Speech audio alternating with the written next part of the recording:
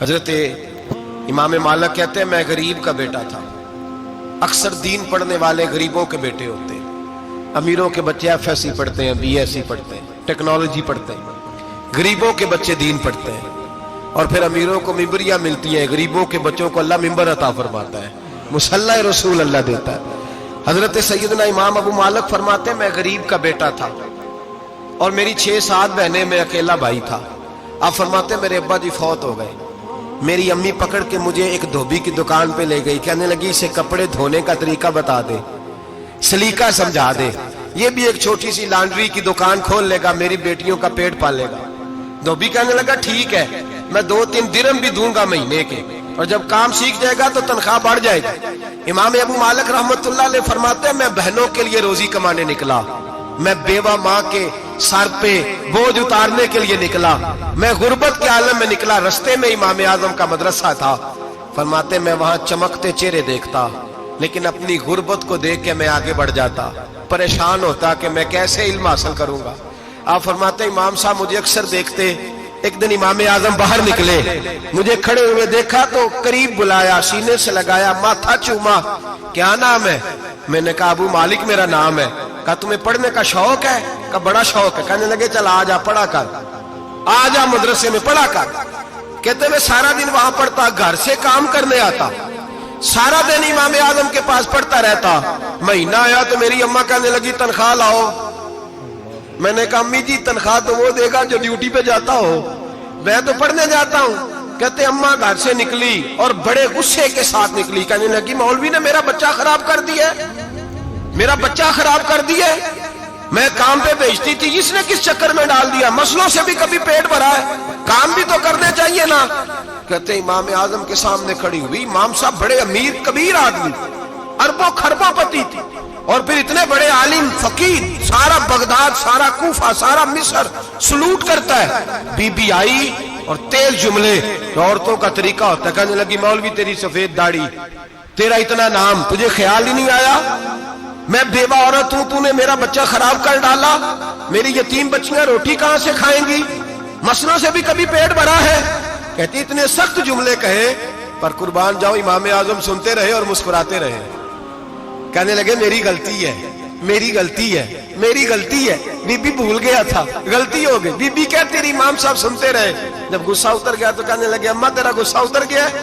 اتر گیا ہے. کہنے لگے تیرا بیٹا بڑا نیک ہے, تیرا بیٹا بڑا لائق ہے, تو اسے پڑھنے دے. کہنے لگے چپ کر بے مولوی, یہ پڑھے گا تو میں روٹی کہاں سے کھاؤں گی.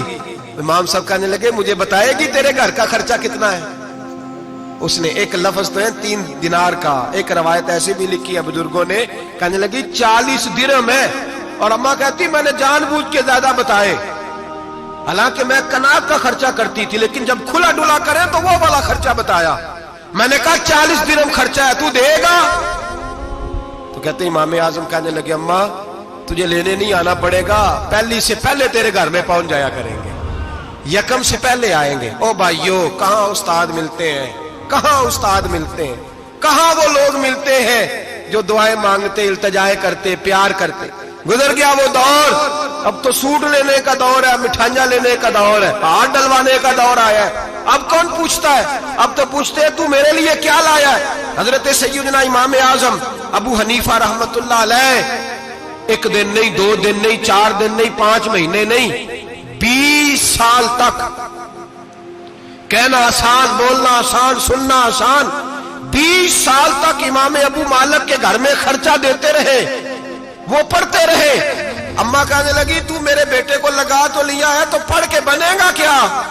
حضرت امام اعظم فرمانے لگے بادشاہوں کے تخت پر بیٹھ کر بادشاہوں کے ساتھ کھانے کھایا کرے گا, ان کے ساتھ بیٹھ کے حلوہ کھائے گا, وقت آئے گا تو دیکھے گی.